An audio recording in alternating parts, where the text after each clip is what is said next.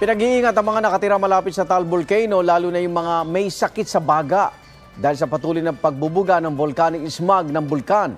At live mula sa Tagaytay, may unang balita si James Agustin.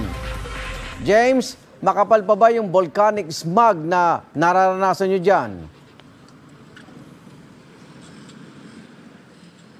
Yes, Igang, good morning. Alam mo, napakakapal pa ng volcanic smog at yun yung paliwanag sa atin ng ngayong umaga ng Taal Volcano Network kung bakit hanggang ngayon ay hindi pa rin nakikita kahit yung bunganga nitong bulkang Taal. At isa nga sa mga naapektuhan ng volcanic smog mula rito sa bulkan, itong Tagaytay City sa Cavite. Todo ingat, Igan, yung mga nakausap ko mga residente, lalo-lalo na yung mga may asthma. Hindi lang fog ang bumalot sa Tagaytay City kaninang madaling araw.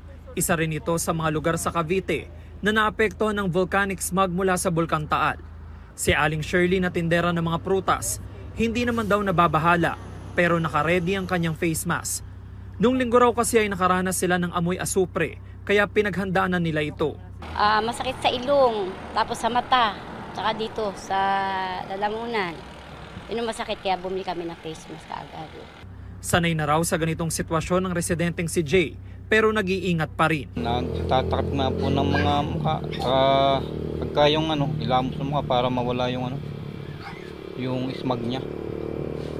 Kasi masakit po sa lalamunan yun. Si Mel Queen inabutan naming papasok sa kanyang trabaho.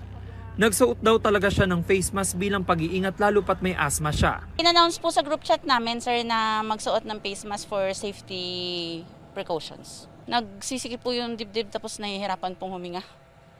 Pinagsabihan ko na nga din po yung nanay ko na magsuot ng face mask habang nasa bahay.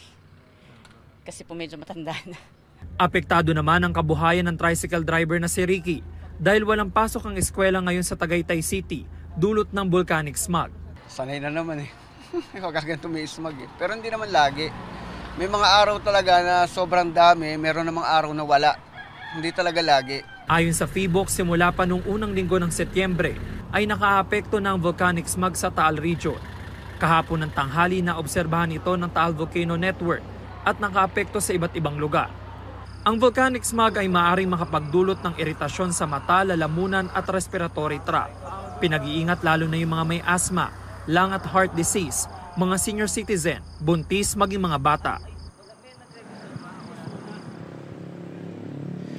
Samantala, Igan, hanggang sa mga oras na ito, hindi pa rin nga natin nakikita yung Bulkang Taal mula sa isa sa mga view deck dito sa Tagaytay City. Pero dapat kita na raw yan ayon sa Taal Volcano Network. Gayunman, hindi natin nakikita, patuloy pa rin daw yung gas upwelling at yung paglalabas ng puting usok o yung tinatawag na steam plume mula dito sa bulkan na aabot po sa 2,400 meters yung taas. Pinapayuhan naman, Igan, yung mga residente na posibleng maapektuhan ng volcanic smog na palagi ang magsuot po kayo ng face mask, kung kaya N95 mask. Uminom po ng maraming tubig at kung wala naman po kayo importanteng gagawin sa labas, ay manatili na muna sa inyong mga tahanan.